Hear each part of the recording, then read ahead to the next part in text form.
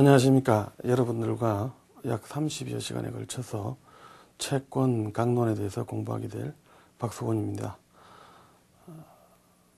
우리가 다루게 될 이 채권 강론이라고 하는 것은 그 주된 내용이 민법편에서 계약편의 내용을 주된 고찰 대상으로 삼도록 하겠습니다. 물론 우리 민법전 중의 계약편 이외에도 많은 부분에서 채권 발생 원인을 비롯하여 기타 채권 채무의 소멸 등과 관련해서 많은 관련 규정들이 있습니다. 그러나 아무래도 주된 고찰 대상은 민법전 계약편의 내용이 되지 않을까라고 생각할 수 있습니다. 자, 이번에 우리가 채권 강론이라는 요 어떤 과목 하에서 배우게 될 내용을 민법전 내의 계약편의 구성이라든지 또 관련 규정들 그리고 민법전 전체의 체계상의 문제 등을 종합적으로 고려를 해서 과연 이 계약 강론, 채권 강론이 어떤 위치에 있는가 그리고 어떤 내용을 담고 있는가를 먼저 살펴보도록 하겠습니다. 우선 우리 민법전의 구조는 다음과 같이 나누어 살펴볼 수가 있습니다. 우리 민법전은요, 우선 제1편에서 총칙편이 있습니다. 우리가 흔히 민법 총칙이다라고 표현하죠.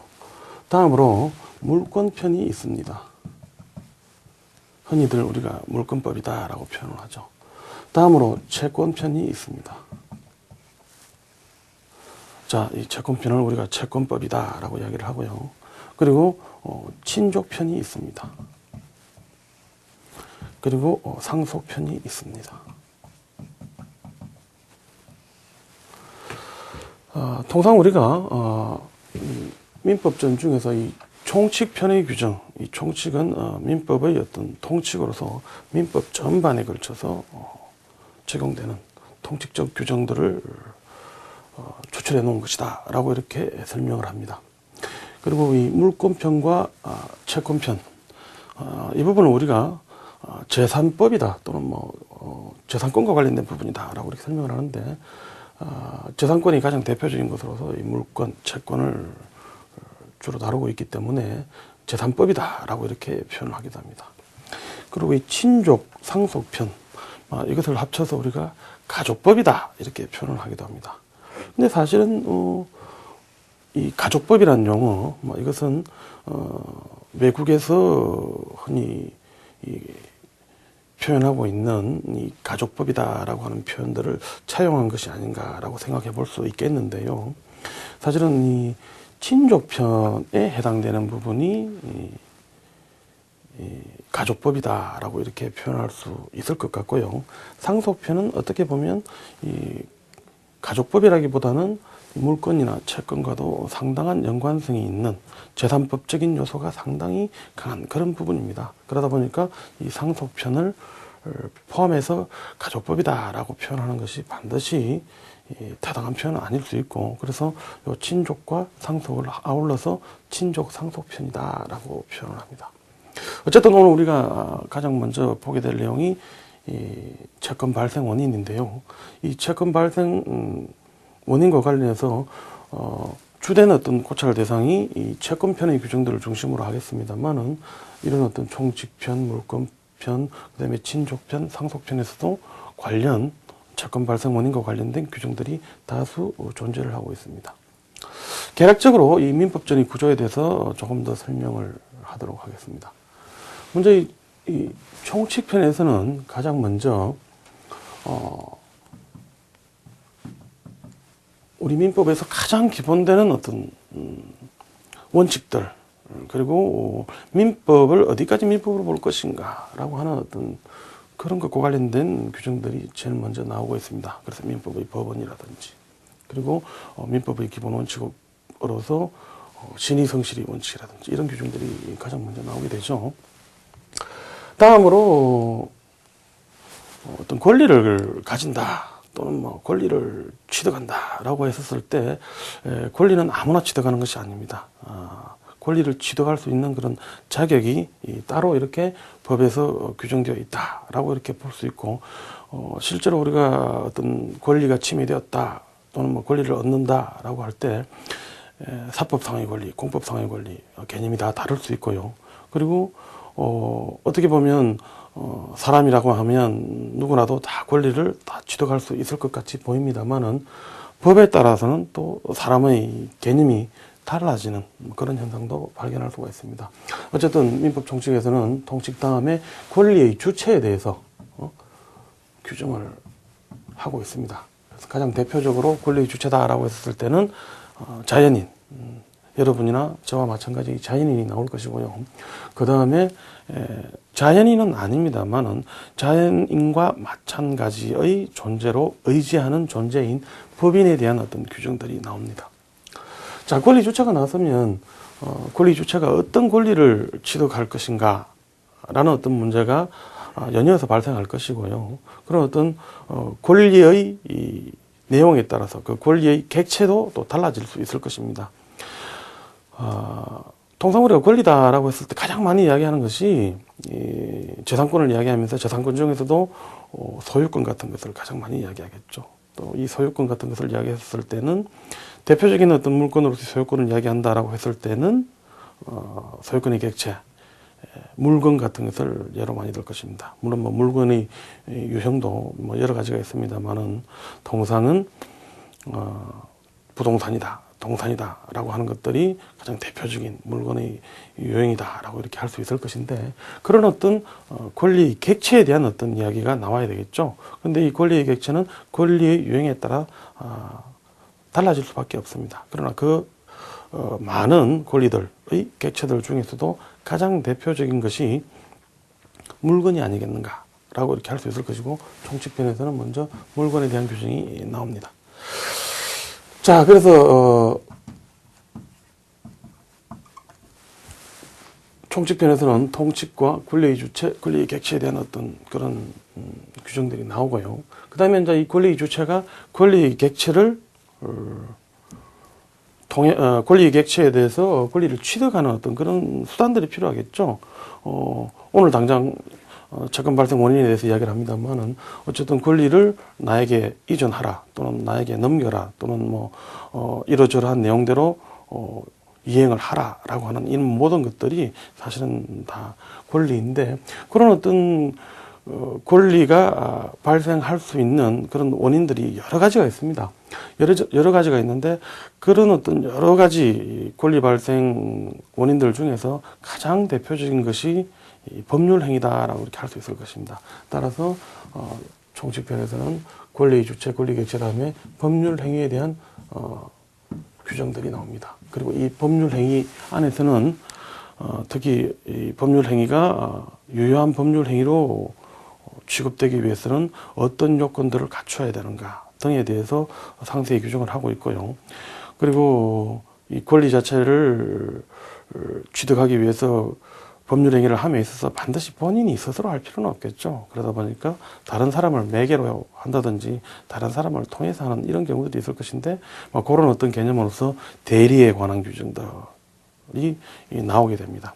그리고 이런 법률 행위 자체가 어떤 효력을 인정받기 어려운 그런 장애 사유가 존재할 때는 그 효력을 문제 삼는 방법으로서 여러 가지 어떤 그 수단들이 있을 수 있겠습니다만은 최초 어떤 법률 행위 시에 어떤 문제가 발생했다, 존재했었다, 잠재하고 있었다 라고 할 때 고려할 수 있는 어떤 그런 요소들로서 법률 행위의 무효라든지 법률 행위의 취소라든지 이런 개념들을 생각해 볼 수 있겠죠. 따라서 이 법률 행위 편에서는 그와 같은 내용들이 규정이 되고 있습니다.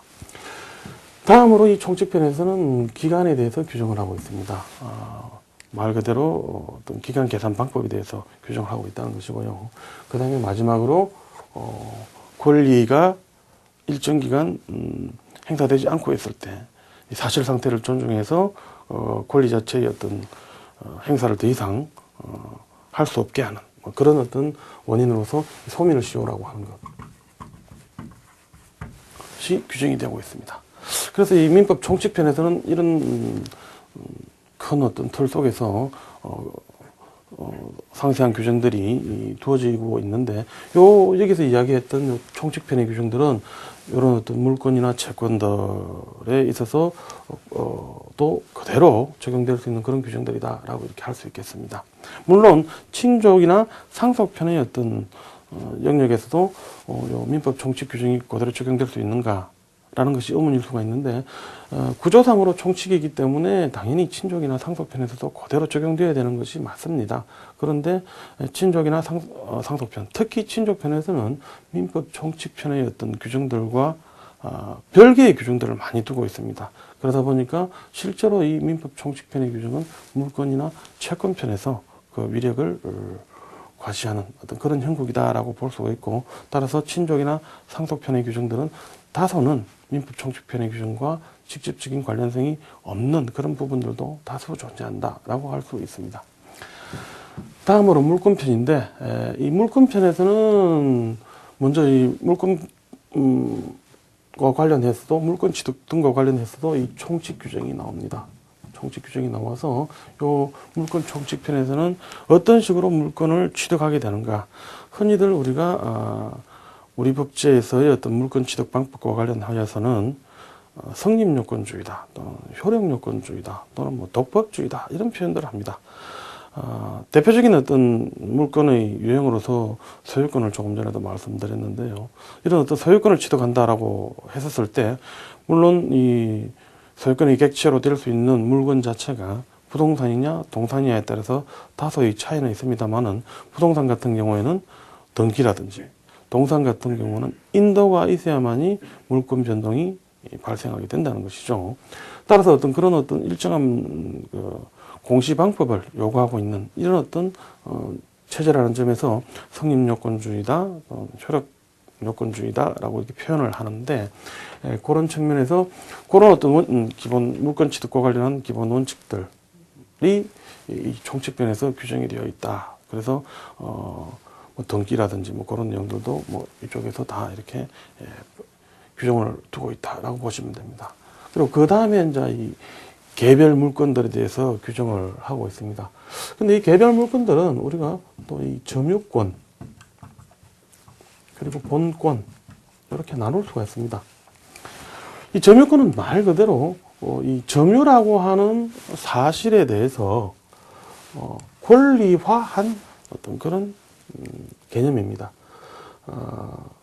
점유를 한다라고 하는 것, 내가 어떤 물건에 대해서 사실상의 지배를 하겠다는 그런 의사가 존재하는 것으로서 말 그대로 물권의 하나인 점유권이 인정된다라고 하는 것인데, 이런 어떤 그 사실 상태에 대해서 권리화하고 있다는 점은 우리 법이 상당히 좀 특징적인 내용이다라고 이렇게 할 수 있겠습니다. 어쨌든 이 점유권이 인정되기 위해서는 이 본건들에서 설명하고 있는 바와 같은 그런 권한이라는 게 필요가 없습니다. 점유한다는 사실만으로서 권리가 인정된다는 것이죠. 그런데 이 본건들은 이 점유권과는 조금 다릅니다. 점유를 또는 뭐 지배를 정당하게 하는 어떤 그런 권한이 존재해야 된다는 점에서 우리가 본권이다라고 이렇게 표현을 한다는 것인데요. 이 본권들은 다시 완전 물권 그리고 제한 물권 이런 식으로 구별을 하기도 합니다. 완전 물권이 가장 대표적인 것은 소유권입니다.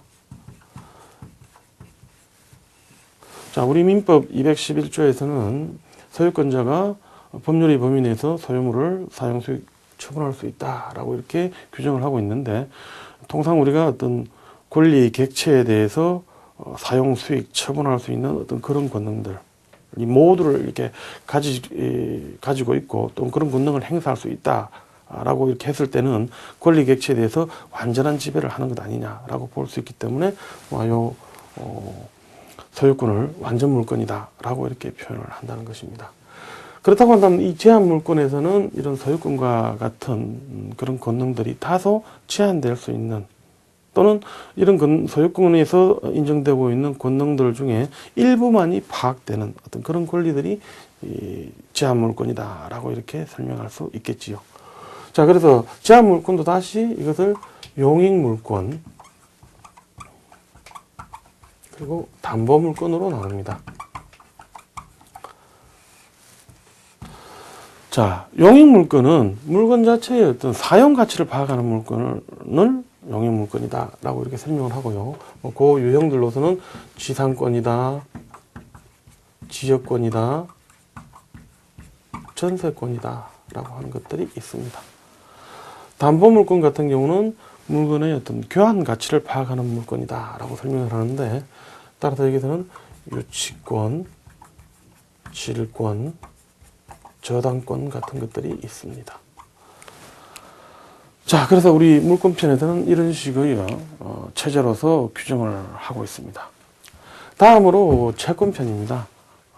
우리가 채권 발생 원인과 관련해서 가장 주의를 기울여서 살펴봐야 될 그런 내용이다라고 할 수 있는데, 자, 이 채권편도 제일 먼저 이 총칙 규정이 있습니다. 총칙 규정이 있습니다.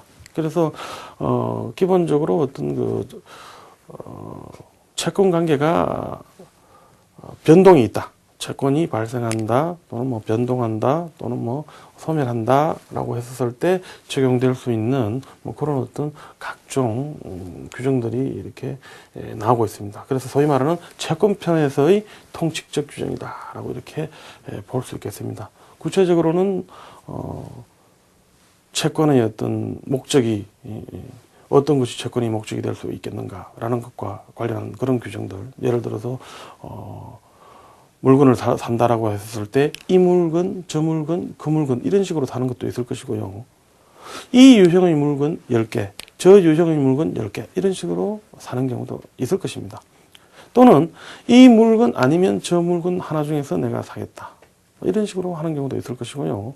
또는 금전을 빌려줬다, 또는 뭐 금전을 목적으로 하는 어떤 그런 채권 관계도 있을 것입니다. 따라서 이제 그런 채권 관계들을 우리가 특정물 채권이다, 종류 채권이다, 선택 채권이다, 금전 채권이다, 뭐 등등으로 이렇게 표현을 하고 있는데, 그런 어떤 채권의 목적과 관련된 규정들이 이 총칙편에서 가장 먼저 등장을 하고요.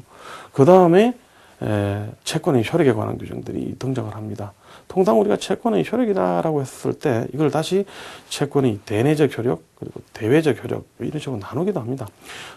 채권의 대내적 효력이다라고 했을 때는 채권자와 채무자 상호간의 관계를 중심으로 이야기를 할 때 채권의 대내적 효력이다라고 이렇게 이야기를 하고, 채권의 대외적 효력이다라고 했을 때는 어떻게 보면 채권자와 채무자 이외의 자와의 관계에서 이 채권이 어떠한 효력을 가지고 있는가라는 점을 중심으로 살피는 내용이다라고 할 수 있는데, 통상 채권의 대내적 효력이다라고 했을 때 가장 문제가 되는 것 중에 하나가 채무자가 채권자에게 제대로 채무를 이행을 하면 좋은데 제대로 채무를 이행하지 않는 그런 경우 어떤 식으로 처리할 것인가, 그리고 채무를 제대로 이행하지 않는다고 하는 것이 어떤 유형이 있는가 등이 우선적으로 중심적인 내용으로 되어 있다라고 볼 수 있을 것인데, 그와 같은 내용들 우리가 채무불이행이다라고 이렇게 설명을 할 수 있다는 것이죠.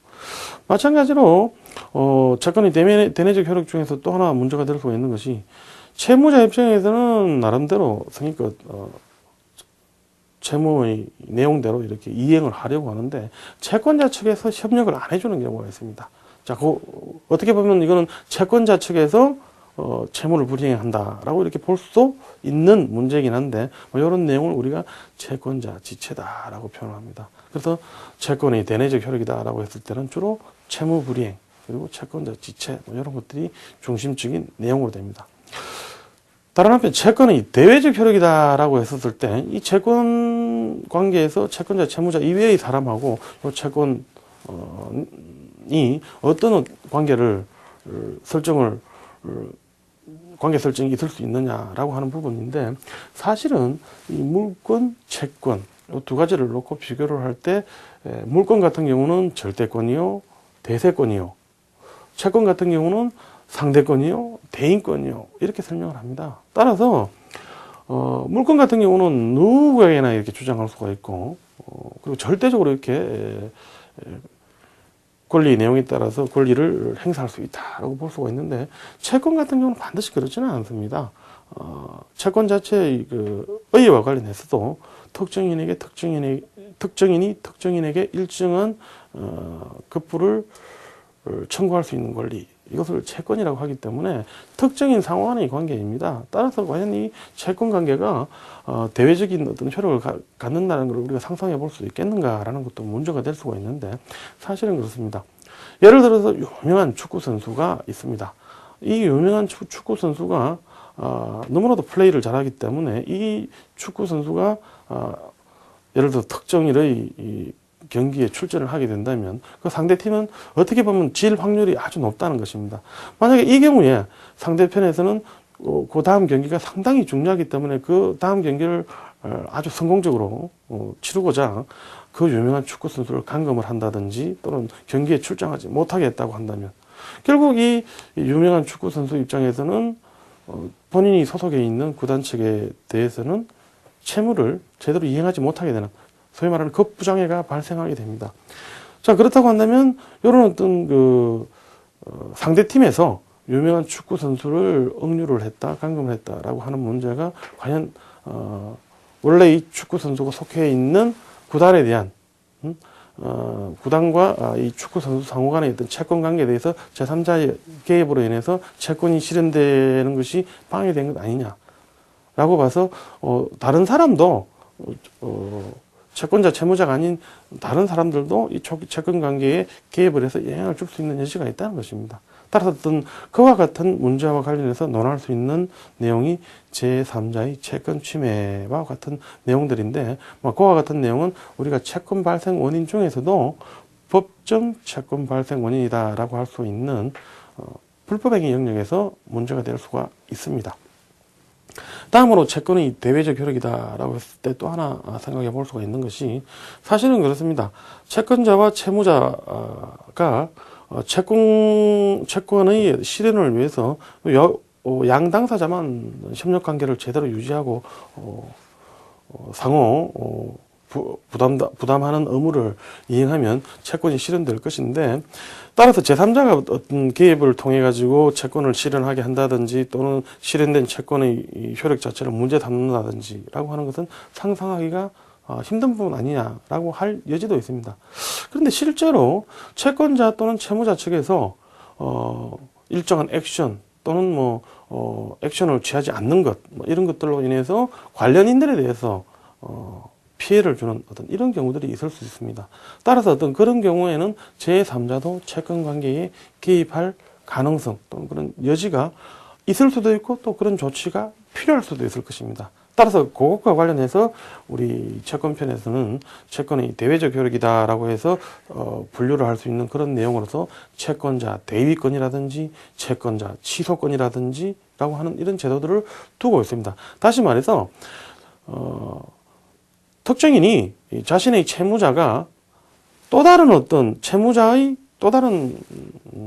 대해 가지고 있는 채권을 실현을 시킨다든지 또는 채권을 행사한다든지 라고 한다면 그 특정인 본인의 채권이 만족될 수 있을 것임에도 불구하고 그 채무자가 특정인의 채무자가 그 채무자의 다른 채무자에 대해서 채권을 행사하지 않는다 라고 이렇게 하는 상황이 발생할 경우에 그 특정인이 자신의 채무자가 다른 사람에게 가지고 있는 채권을 대신해서 행사하게 하는 제도, 그런 것이 이 채권자 대위권이다라고 할 수가 있는데, 그런 제도는 어떻게 보면 채권자, 채무자 이외의 제3자가 채권 관계에 개입하는 그런 문제이기 때문에 채권의 대외적 효력의 하나로서 설명이 가능하다는 것입니다.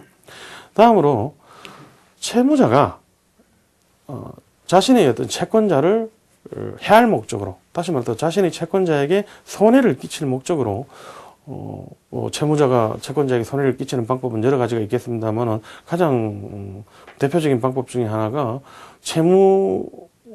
채무의 이행을 면하는 방법들, 면하게 하는 방법들, 그런 방법들 중에서도 특히 좀 지탄의 대상이 될 수 있는 것이, 채권자가 곧 채권을 실행하기 위해서 채무자의 재산이 집행을 할 것 같으니까 강제 집행을 면하기 위해 가지고 자기 재산을 빼돌리는 뭐 이런 상황들을 생각해 볼 수 있을 것입니다. 따라서 그런 어떤 채무자가 자신의 채권자가 자신의 재산에 대해서 집행을 하는 것을 면하게 하기 위해서 자신이 가지고 있는 유일한 재산을 처분을 한다든지 라고 했었을 때는 채권자 입장에서는 어떻게 보면 막대한 손해를 입는 어떤 이런 경우가 있을 수 있고, 따라서 그런 어떤 목적으로 이루어진 채무자의 행위 자체에 대해서 효력을 인정을 하지 않아야 될 어떤 그런 필요성이 있는 경우도 있을 것입니다. 따라서 어떤 그런 경우들을 예정을 해서 우리 법에서는 채권자 취소권 제도라는 것을 두고 있습니다. 그래서 그런 내용들이 총칙편에서 규정이 되어 있고요. 그 이외에도 채권 총칙편에서는 또 채권자 또는 채무자 일방 또는 쌍방이 1인이 아니고 여러 명의 경우들이 있습니다. 그래서 그런 경우들을 규정을 하고 있는데 흔히 우리가 다른 말로는 다수 당사자의 채권 관계이다 라고 이렇게 설명을 합니다. 그런 다수 당사자의 채권 관계와 관련해서는 분할 채권 관계라든지 불가분 채권 관계라든지 보정 채무라든지 연대 채무라든지 뭐 이런 어떤 채권 관계들을 생각해 볼 수가 있는데 뭐 그와 관련된 규정들이 총칙편에서 규정되어 있습니다. 다음으로 이 총칙편에서 규정하고 있는 내용은 재산권이라고 하는 것은 자유롭게 이렇게 처분을 할 수 있겠죠. 그런데 이 채권이라고 하는 것, 이건 실현되기 전까지는 어떻게 보면 재산적 가치 있는 재산권이면 틀림이 없습니다만은 실현이 돼야 실제로 채권자에게 만족이 발생하게 되는데, 현실적으로 그런 어떤 만족을 받기 전까지도 재산권이기 때문에 이걸 다른 사람에게 처분을 한다든지 또는 그 재산권을 이용해서 또 다른 금융을 얻는다든지 뭐 이런 수단들이 필요한 것이면은 틀림이 없을 것입니다. 따라서 어떤 그런 수단들로서 우리가 생각해 볼 수가 있는 것이 채권을 양도하는 것들, 그런 경우들을 생각해 볼 수 있을 것인데, 그런 어떤 채권을 양도한다 또는 뭐 채무를 인수한다 라고 하는 내용들이 총칙편에서 규정이 되어 있고, 마지막으로 총칙편에서 채권의 소멸에 대해서 규정을 하고 있는데, 가장 대표적인 채권 소멸의 원인은 당연히 채무의 내용대로 이행을 하는 변제가 되겠죠. 뭐 그런 내용들이 채권 총칙편에서 규정을 하고 있습니다. 그 다음에 이제 채권편에서 총칙편 다음으로 계약에 대한 어떤 계약에 관한 규정들이 등장하게 되는데, 실제로 이 계약과 관련된 내용들이 우리가 집중적으로 다루게 될 채권 강론의 내용이다라고 이렇게 설명할 수 있겠습니다. 자, 근데 이 계약과 관련된 규정들에서도 다시 여기 계약 총칙이 나옵니다. 계약 총칙에 관한 규정들이 나오고, 그 다음에 개별 계약들이 열거되고 있습니다. 자, 계약 총칙에서는 첫 번째 어떤 식으로 계약이 성립이 되는가 라고 하는 내용들이 규정되어 있는데, 통상은 계약 당사자 중 일방이 상대방에게 이러저러한 내용대로 계약을 체결하겠는가라고 이렇게 의향을 떠보는 절차가 존재하겠죠. 따라서 또 그런 절차를 우리가 청약이다라고 표현을 하고, 상대방에서는 그런 어떤 청약에 대해서 심사를 해서 그 청약 자체가 마음에 들 경우는 좋다, 내가 그 내용대로 계약을 체결하겠다라고 하는 또 의사표시를 해야만이 계약이 성립된다고 할 수 있겠죠. 따라서 그런 어떤 상대방의 그 청약에 대한 의사를 우리가 승낙이다라고 표현을 한다는 것입니다. 따라서 계약은 청약과 승낙에 의해서 성립하는 것이 가장 전형적이고 보편적인 모습이겠습니다만은, 반드시 계약이라고 하는 것이 청약과 승낙이라고 하는 어떤 의사표시를 매개로 해서만 성립하는 것은 아닐 수 있다는 것입니다. 따라서 어떤 그런 청약과 승낙 이외의 일정한 어떤 의사의 표현들 또는 의사표시로 추단될 수 있는 어떤 행위들로 인해서 계약이 성립되는 것도 얼마든지 생각해 볼 수가 있을 것이고, 뭐 그런 어떤 경우들에 대해서 먼저 규정을 하고 있습니다. 그 다음에 그런 식으로 이제 계약이 성립이 되고 났다면 자, 그런 어떤 계약 성립 이후의 절차들 또는 뭐 계약이 성립된 단계에서의 효력이라고 하는 것이 문제될 수 있을 것인데 그와 같은 내용들이 규정이 되고 있습니다. 그래서 통상은 계약을 체결한다라고 했을 때 당사자 일방이 일정한 급부를 제공을 하고 또 상대방도 그게 가름하는 그에 상당하는 반대 급부를 제공함으로써 계약이 성립되는 것이 보편적일 것입니다. 통상 이렇게 급부 또는 반대 급부가 공존하는 또는 반대 급부가 있으니까 급부를 준다, 급부가 있으니까 반대 급부를 준다라고 하는 이런 어떤 기브 앤 테이크 정신에 입각해서 이루어지는 계약, 이런 것을 우리가 쌍무계약이다라고 표현을 합니다.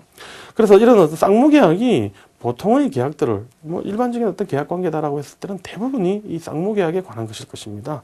그래서 계약의 성립과 관련해서 어떤 식으로 성립되는가라는 내용이 규정된 다음에 이런 어떤 쌍무계약의 효력에 대한 내용들이 중점적으로 또 규정이 되고 있습니다. 물론 이 쌍무계약의 효력과 관련해서는 가장 중요한 것이 이 동시이행의 항변권이다라고 할 수 있는데 이 말은 당사자 일방이 채권관계에 있는 당사자 일방이 상대방의 어떤 그 반대급부의 변제 제공이 있기까지는 자신의 어떤 급부 자체, 자신의 의무 자체도 이렇게 이행하지 않아도 된다는 이런 어떤 원칙을 동시이행의 항변권이다라고 이렇게 설명을 하는데 그것과 관련된 내용들이 중심적인 내용이고 중요한 내용입니다. 그래서 그런 내용들이 규정되어 있고 그 다음에 보통 계약을 체결한다라고 했을 때는 계약 당사자가 당사자 스스로를 위해서 이렇게 계약을 체결하는 경우들이 보편적일 것입니다. 그런데 경우에 따라서는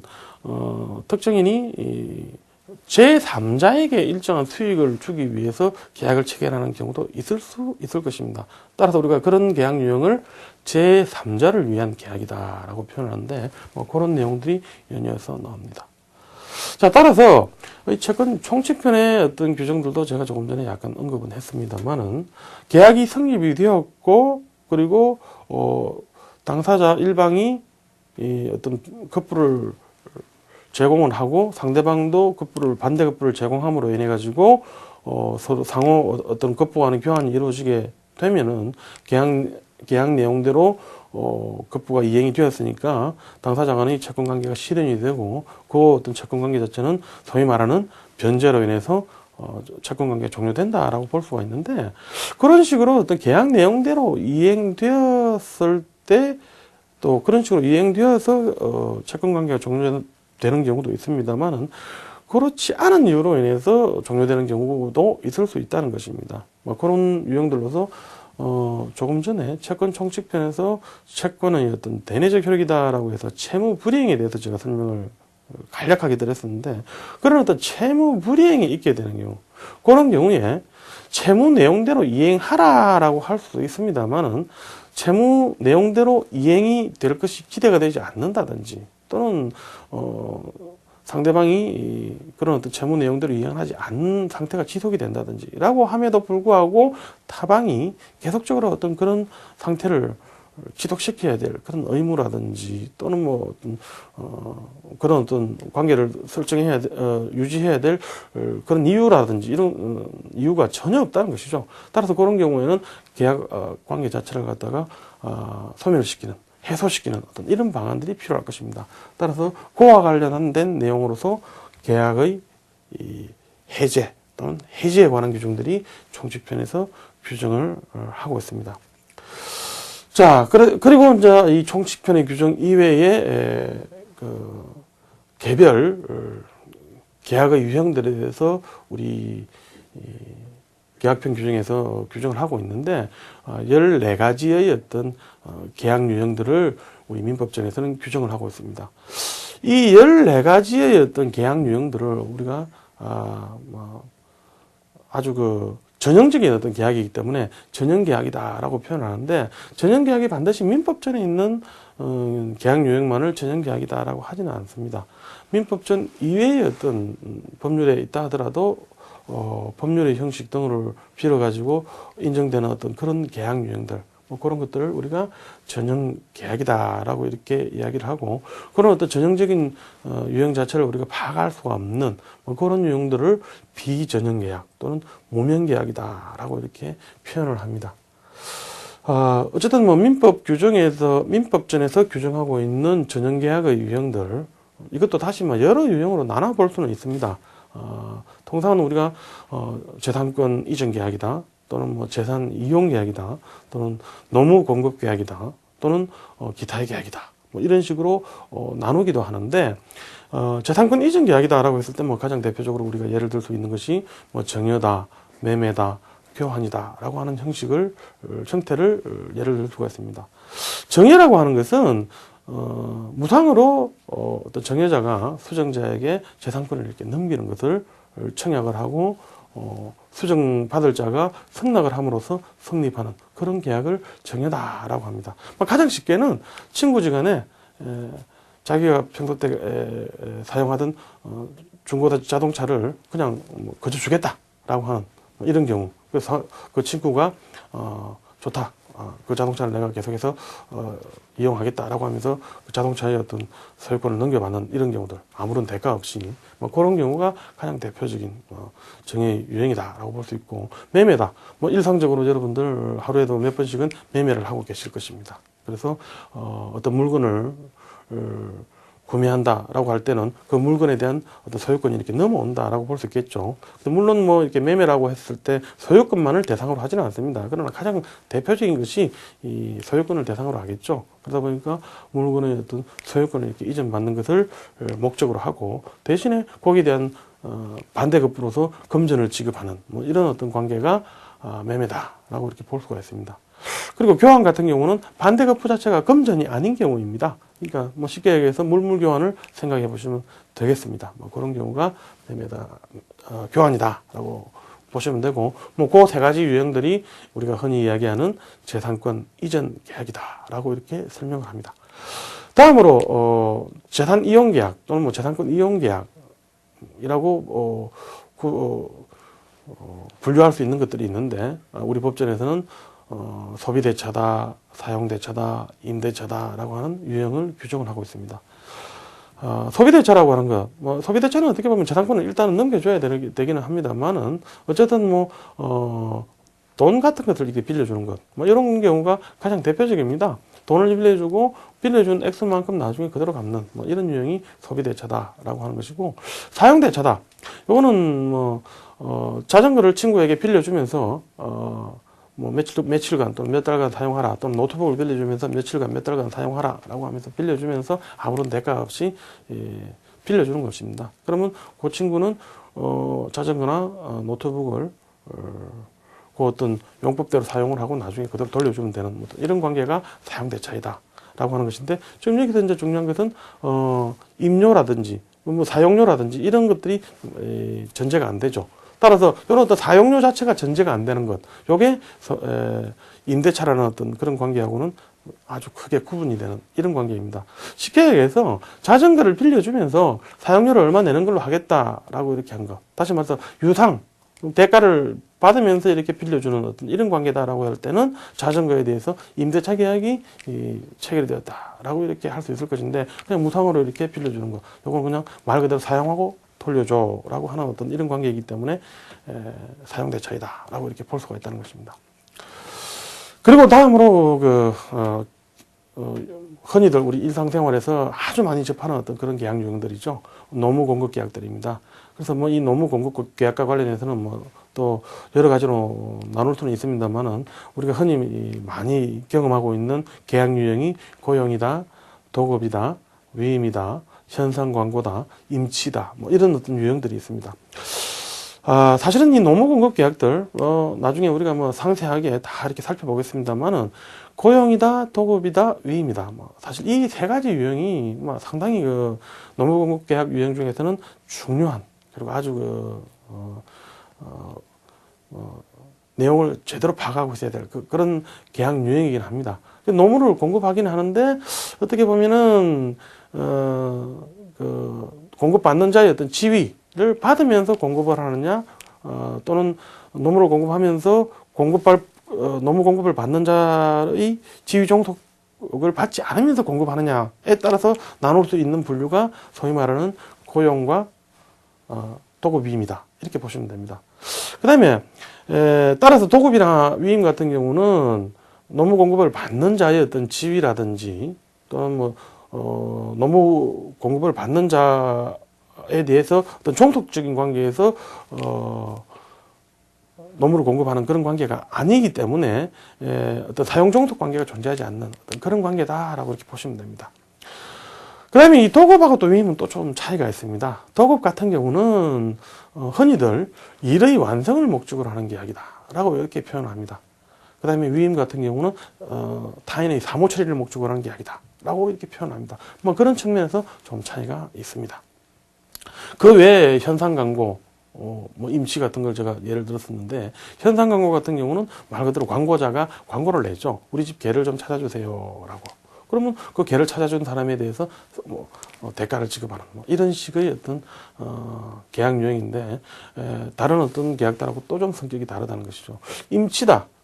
자, 요거는 또 가장 대표적으로는 제 물건을 좀 잠시 맡아주세요라고 해서 물건을 넘기는 것인데, 물론 뭐 그 맡기면서 이것을 대가를 받으면서 맡기는 경우도 있을 것이고, 대가를 받지 않고 이렇게 맡아주는 경우도 있을 것입니다. 물론 근데 이런 임시 같은 경우도 앞에서 이야기했던 뭐 경우에 따라서는 고용이다, 도급이다, 위임이다라고 하는 계약 유형을 통해서 그 목적을 달성하지 못할 바가 없습니다. 그러나 어쨌든 임치도 또 하나의 어떤 전형 계약으로서 우리 법에서 규정을 하고 있습니다. 그 이외에도 우리 법에서는 종신정기금이다, 조합이다, 화해다라고 하는 어떤 이런 전형 계약들을 규정을 하고 있습니다. 자, 그래서 지금 여기까지 살펴봤던 내용들은 어떤 계약을 중심으로 한 내용들입니다. 이 계약이라고 하는 것, 계약을 중심으로 뭐 어떤 식으로 계약이 성립되고 또 어떤 식의 계약 유형들이 있는가라고 이렇게 이야기를 했는데, 사실은 우리가 채권이 발생한다라고 했을 때 이런 어떤 계약을 통해서 이루어지는 경우가 가장 대표적인 경우일 것입니다. 따라서 이런 어떤 계약을 통해서 이루어지는 어떤 이런 채권 관계, 이런 관계를 우리가 약정 채권 관계다 이렇게 표현을 하고요. 그다음에 계약 자체가 가장 중요한 약정 채권 관계 발생의 원인이 됐기 때문에 이 계약을 우리가 약정 채권 발생 원인이다 이렇게 표현한다는 것입니다. 다시 말해서 당사자 간의 약정에 의해서 채권이 발생하는 그런 관계, 이것을 우리가 약정 채권 발생 원인이다 라고 표현을 한다는 것이죠. 자, 그러면 당사자 간의 약정에 의하지 않고도 채권이 발생하는 경우가 있을까요? 있으니까 이렇게 이야기를 할 수 있다는 것이겠죠. 그래서 채권 관계가 발생하면서 당사자 간의 약정에 의해서 발생하는 경우, 이것이 뭐 가장 보편적이고 주된 어떤 원인이다라고 할 수 있겠지만, 경우에 따라서는 우리가 법률의 규정에 의해서 채권이 발생하는 어떤 그런 경우들도 있다는 것입니다. 따라서 법률의 규정에 의해서 채권이 발생하는 그런 관계, 법률의 규정에서 발생한 채권 관계, 이것을 우리가 법정 채권 관계다라고 이야기하고, 그런 사유들을 법정 채권 발생 원인이다라고 이렇게 설명할 수가 있겠습니다. 그래서 우리 계약편에서, 우리 채권편에서는 계약에 관한 규정들 이후에 다시 이 법정 채권과 관련된 규정들이 있습니다. 그래서 그 내용들이 가장 먼저 불법행위가 나옵니다. 불법행위. 그 다음에 사무관리, 부당이득, 뭐 이런 어떤 내용들이 나옵니다. 그래서 우리 채권편에서 불법행위, 사무관리, 부당이득, 사무관리, 불법행위, 부당이득, 뭐 이런 어떤 사무관리, 부당이득, 불법행위 순서 자체로는 그렇게 되어 있습니다만은, 사무관리, 부당이득, 불법행위 순서는 그렇게 되어 있습니다만은, 요 사무관리, 부당이득, 불법행위와 불법행위와 같은 어떤 이런 어떤 원인으로 인해서 채권이 발생하는 관계, 요걸 우리가 법정 채권 관계다라고 얘기하고, 이런 사무관리, 부당이득, 불법행위를 각각 법정 채권 발생 원인이다라고 이렇게 설명하는데, 법정 채권 발생 원인 중에서는 가장 중요한 것이 제일 앞에 썼던 이 불법행위입니다. 그래서 이 불법행위도 다시 일반 불법행위와 특수불법행위로 나뉩니다. 통상 우리가 간략하게 이 의미만 다시 한번 짚어보면요. 불법행위, 우리 750조 이하에서 규정을 하고 있죠. 고의 또는 과실에 의한 위법한 행위로 타인에게 손해를 가한 경우, 그 손해를 배상하게 하는, 다시 말해 손해배상 채권이 발생하게 되는데, 따라서 어떤 그런 유형으로서 불법행위가 있고요. 그 다음에 사무관리, 어떤 법상 의무 없이 타인의 사무를 이렇게 처리하는 겁니다. 다른 사람의 사무를 처리함에 있어가지고 요 계약을 통해서 이렇게 다른 사람의 사무를 처리하는 방법도 있습니다. 그게 조금 전에 이야기했던 위임이 가장 대표적인 경우겠죠. 그런데 그런 어떤 법상 의무 없이 다른 사람의 이 사무를 이렇게 처리해 준 경우, 그런 경우에 나중에 그 비용 사무 처리에 들어갔던 비용의 어떤 환급 문제라든지 이런 것들은 충분히 발생할 수 있겠죠. 그리고 그런 것들 억제한다면, 비용 환급 자체를 거절한다면 그건 또 좀 불합리하지 않겠습니까? 따라서 그런 경우에 비용 환급을 인정하는 어떤 그런 수단으로서 사무관리 같은 제도가 인정되고 있다는 것입니다. 그 다음에 부당이득. 요거는 어떤 법상 아무런 또는 계약상 아무런 이유 없이 어떤 타인의 어떤 재화 등으로 인해서 이익을 얻은 경우, 그런 어떤 이익은 부당하니까 돌려줘야 되겠죠. 따라서 어떤 그런 부당한 이득을 돌려주는 관계에서 당연히 또 채권 관계가 발생할 수 있다는 것입니다. 그래서 그런 제도가 부당이득이다라고 하는데, 어쨌든 이런 불법행위, 사무관리, 부당이득, 요 세 가지 유형을 우리가 가장 전형적이고 대표적인 법정 채권 발생 원인이다라고 이렇게 규정을 하고 있습니다. 물론 다른 법률의 규정에 의해서 법정 채권 발생 원인이 있을 수 있습니다. 그러나 우리 민법전에서 규정하고 있는 게 요 세 가지가 가장 전형적이다라고 볼 수 있다는 것이죠.